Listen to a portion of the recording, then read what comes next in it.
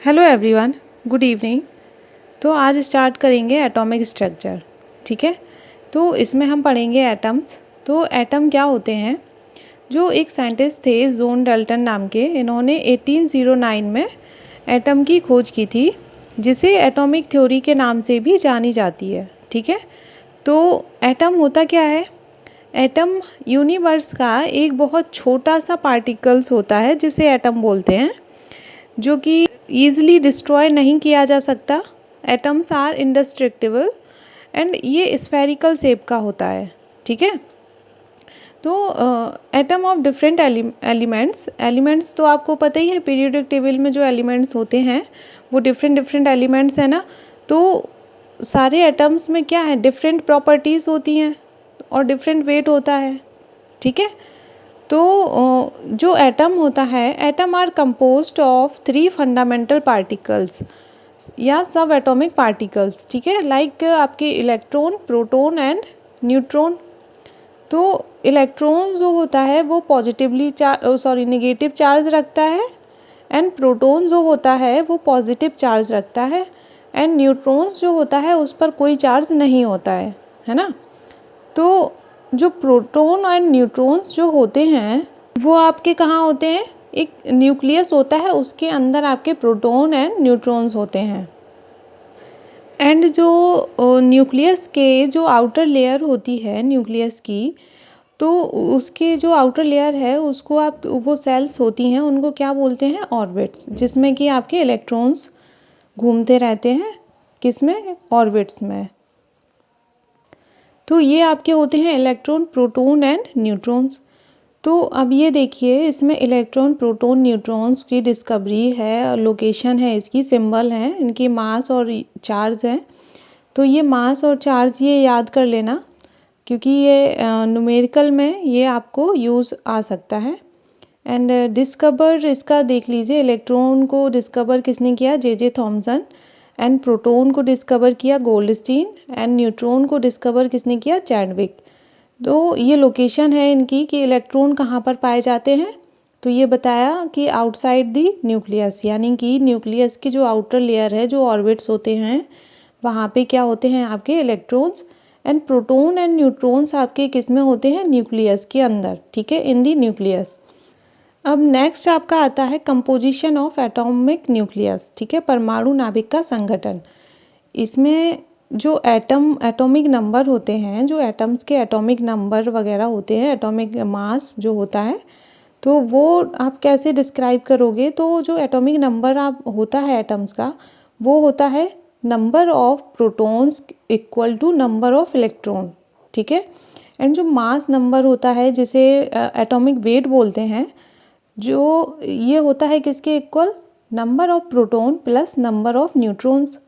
ठीक है, इससे आप मास नंबर निकाल सकते हो। एंड नंबर ऑफ न्यूट्रॉन्स कैसे डिस्क्राइब करोगे? तो ये मास नंबर यानी atomic weight minus atomic number, इससे आप क्या निकाल सकते हो? न्यूट्रॉन्स। नेक्स्ट आपके आते हैं इसमें आइसोटोप्स एंड आइसोबार। तो जो आइसोटोप्स होते हैं और आइसोबार जो होते हैं वो कैसे नेचर के होते हैं? कि आइसोटोप्स जो होते हैं वो डिफरेंट इनके क्या होते हैं? Mass number. ठीक है, एंड जो आइसोबार होते हैं उनके क्या होते हैं? सेम मास नंबर, यानी कि सेम एटॉमिक नंबर इसके होते हैं, वो क्या होते हैं? आइसोबार। एंड जो सेम डिफरेंट एटॉमिक नंबर जो होते हैं वो क्या होते हैं? आइसोटॉप्स। ठीक है, जैसे अब इसमें देखिए आइसोटॉप्स में देखिए हाइड्रोजन एटम जो लिया है इसमें, तो हाइड्रोजन एटम के ऊपर देखिए आप 1 2 3 करके जो एटॉमिक वेट लिखा हुआ है, ये क्या है? डिफरेंट है। तो ये आप इससे पहचान जाओगे कि कौन सा आइसोटॉप है और कौन सा आइसोबार है। आइसोबार में देखिए इसमें क्या है? जो एटम्स ये हैं, एलिमेंट्स जो भी हैं, इनके एटॉमिक के वेट देखिए 40 40 40, यानी सेम इनके एटॉमिक वेट है, सेम है इनका एटॉमिक वेट। और इनमें क्या होता है? जो न्यूट्रॉन्स होते हैं वो डिफरेंट डिफरेंट होते हैं। न्यूट्रॉन्स दोनों में, आइसोटोप्स एंड आइसोबार में, डिफरेंट नंबर ऑफ न्यूट्रॉन्स होते हैं। तो अब नेक्स्ट आते हैं एटम्स की जो थ्योरी हैं, जो डिफरेंट साइंटिस्ट आए हैं, इन्होंने एटम्स के बारे में क्या क्या डेफिनेशन दी हैं। पहले आप बोर थ्योरीज देखिए, इन्होंने क्या बताया कि जो न्यूक्लियस होता है, न्यूक्लियस के आउटर सेल्स में जो आपके जो जैसे कि KLMN है आउटर सेल्स में, इसमें इन्होंने एनर्जी लेवल को फाइंड किया कि जो जब कोई भी इलेक्ट्रॉन K सेल से L सेल्स में जाते हैं, यानी कि लोअर सेल से हायर सेल में कोई भी इलेक्ट्रॉन जाएगा तो उसको क्या होगा, एनर्जी क्या करेगा, वो एनर्जी की उसको रिक्वायर्ड होगी, है ना, तो एनर्जी एब्जॉर्ब करेगा। ऐसे ही अगर N सेल से M सेल में इलेक्ट्रॉन आने की कोशिश करेगा तो क्या होगा, एनर्जी उसको रिलीज करेगा। ठीक है, तो इसकी इक्वेशन बन जाती है, तो E is equal to EN2 minus EN1। तो EN2 क्या है इसमें, absorption of energy, and minus EN1 क्या है, इमिशन ऑफ एनर्जी। ये इक्वल होता है किसके, h न्यू के बराबर, जहाँ h क्या है आपका प्लांक कांस्टेंट। तो प्लांक कांस्टेंट की जो वैल्यू होती है वो होती है 6.625 into 10⁻⁻34 joule into second. Next आता है रदरफोर्ड मॉडल। तो इस इन्होंने एक्सपेरिमेंट किया जिसे बोलते हैं Rutherford gold foil experiment and alpha particle scattering experiment. ठीक है, तो जो एटम होता है, एटम क्या है, स्फेरिकल शेप का होता है। ये डाल्टन साइंटिस्ट थे, उन्होंने बताया था कि एटम स्फेरिकल शेप का होता है। तो जो स्फेरिकल स्ट्रक्चर होता है इसका, वो क्या होता है, मोर स्टेबल होता है। क्यों, क्योंकि जो इसका सरफेस जो एरिया होता है वो क्या बहुत कम है, इसीलिए ये क्या है, स्टेबल होता है। ठीक है, फिर जो जे थॉमसन जी आए, इन्होंने डिस्कवर किया कि एटम के अंदर इलेक्ट्रॉन होते हैं, है ना, एटम के अंदर इलेक्ट्रॉन होते हैं, ये जे थॉमसन जी ने डिस्कवर किया। इन्हीं के अकॉर्डिंग इलेक्ट्रॉन जो होता है वो नेगेटिव चार्ज पार्टिकल्स होते हैं एटम के अंदर, और जो एटम है वो क्या है, न्यूट्रल है। ठीक है, क्यों, क्योंकि उस टाइम पे प्रोटॉन तो था नहीं, इसीलिए ये एटम क्या था, न्यूट्रल बोला जाता था। तो रदरफोर्ड जी आए, फिर इन्होंने सोचा कि एटम के अंदर पॉजिटिव चार्ज भी होना चाहिए, है ना, क्यों, क्योंकि एटम जो न्यूट्रल है तो वो ना पॉजिटिव की तरफ अट्रैक्ट होगा और ना निगेटिव की तरफ रिपेल होगा। इस एक्सपेरिमेंट को बोलते हैं रदरफोर्ड गोल्ड फॉयल एक्सपेरिमेंट।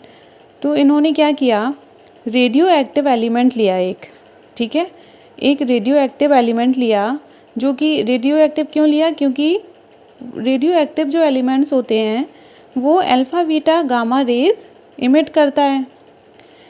तो क्योंकि ये पॉजिटिव चार्ज पार्टिकल्स जो हैं वो इमिट करता है, जो रेडियो एक्टिव एलिमेंट्स होते हैं। तो इन्होंने एक कार्डबोर्ड लिया, उसके बाद इन्होंने एक कार्डबोर्ड लिया, उस पर एक होल किया, जो अल्फा पार्टिकल स्ट्रेट आएंगे। उन्होंने देखा कि इसमें से जो अल्फा पार्टिकल्स आएंगे जो स्ट्रेट होंगे वो तो कार्डबोर्ड के आगे जाएंगे, और जो स्ट्रेट नहीं आएंगे वो क्या होगा, कार्डबोर्ड से ही टकरा के वो आगे नहीं जा पाएंगे। तो फिर इन्होंने क्या किया, जो पार्टिकल्स आगे आगे गए हैं जो वो भी तो कहीं जाएंगे ना। तो फिर इन्होंने क्या किया, गोल्ड मेटल लिया, गोल्ड मेटल जो है वो सिलेक्ट किया। इन्होंने गोल्ड ही सिलेक्ट क्यों किया, क्योंकि जो गोल्ड होता है वो मोस्ट मैलेबल मेटल होता है। ठीक है, जिससे आप फाइन लेयर, फाइन शीट जिसकी आप तैयार कर सकते हो गोल्ड की, और तो कोई मेटल ऐसा है नहीं जिसकी इतनी फाइन लेयर आप तैयार कर पाओ। तो इन्होंने गोल्ड सिलेक्ट किया, जिसमें जो जो भी अल्फा पार्टिकल्स जो स्ट्रेट आ रहे थे, उनके जो लेड स्क्रीन से जो अल्फा पार्टिकल स्ट्रेट जा रहे थे, तो वो क्या हुआ, गोल्ड फॉयल से जो 90% जो रेज हैं उसकी, तो वो 90% तक स्ट्रेट गई हैं। उसके बाद गोल्ड फॉयल से ही कुछ जो रेज हैं वो क्या हो गई, डिफ्लेक्ट हो गई। तो जो रेज हैं जो गोल्ड फॉयल से ही डिफ्लेक्ट हो गई हैं, कि 90% तो सीधी गई हैं रेज, स्ट्रेट लाइन में गई हैं, कि गोल्ड फॉयल जितनी है उतनी स्ट्रेट ही गई हैं, और बाकी जो डिफ्लेक्ट हुई हैं तो इन्हें क्या पता चला कि जो डिफ्लेक्ट हुई हैं तो उस पार्टिकल, उस एटम में कहीं ना कहीं पॉजिटिव चार्ज है, यानी कि जो डिफ्लेक्ट हुई हैं तो उसमें पॉजिटिव चार्ज है कहीं ना कहीं। तो इससे इन्हें क्या पता चला कि न्यूक्लियस के अंदर पॉजिटिव चार्ज भी है जो कि अल्फा पार्टिकल को रिपेल कर रहा है, ठीक है। तो जो न्यूक्लियस होता है, न्यूक्लियस है जो, वो क्या बोलते हैं, डिस्कवरी ऑफ न्यूक्लियस किसको वो जाता है, रदरफोर्ड को।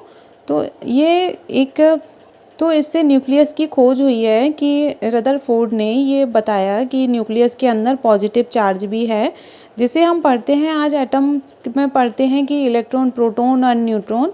तो प्रोटॉन जो है, प्रोटॉन की खोज की थी किसने, रदरफोर्ड जी ने, ठीक है। तो ये है रदरफोर्ड गोल्ड फॉयल एक्सपेरिमेंट। कुछ एग्जाम्पल हैं, इसमें हमने सोडियम लिया, तो सोडियम का जो मास नंबर होता है वो कितना होता है, 23। एंड जो एटॉमिक नंबर होता है सोडियम का वो कितना होता है, 11। तो इससे हम proton, neutron and electron find करेंगे। तो एटॉमिक नंबर क्या होते हैं कि प्रोटॉन और इलेक्ट्रॉन इक्वल होते हैं किसके, एटॉमिक नंबर के। तो इसमें प्रोटॉन कितने हो गए, 11, एंड इलेक्ट्रॉन कितने हो गए इसमें, 11, क्योंकि इसमें इलेक्ट्रॉन आप कैसे फाइंड करोगे कि एटम माइनस चार्ज, तो चार्ज तो कोई है नहीं, तो एटम ही बचे हैं इसमें। तो एटम कितने हैं, 11। तो 11 क्या होगा, इलेक्ट्रॉन। एंड अब न्यूट्रॉन फाइंड करो, तो न्यूट्रॉन फाइंड कैसे करोगे, mass number minus atomic number. तो मास नंबर आपका कितना हो गया, 23, एंड माइनस एटॉमिक नंबर आपके कितने हो गए, 11। तो ये इक्वल कितना हो गया, 12, यानी न्यूट्रॉन कितने हैं, 12। तो इससे आपको इलेक्ट्रॉन, प्रोटॉन, न्यूट्रॉन मिल गए। तो अब आप मास नंबर भी फाइंड कर सकते हो कि मास नंबर कैसे फाइंड करोगे, number of proton plus number of neutrons के। तो इससे आपका क्या आ जाता है, mass number. And number of neutrons कैसे फाइंड करने हैं ये आपने देख ही लिया है, mass number minus atomic number, ठीक है। अब ये दो एग्जाम्पल हैं हाइड्रोजन एंड कैल्शियम के, ये आपको करना है, ठीक है।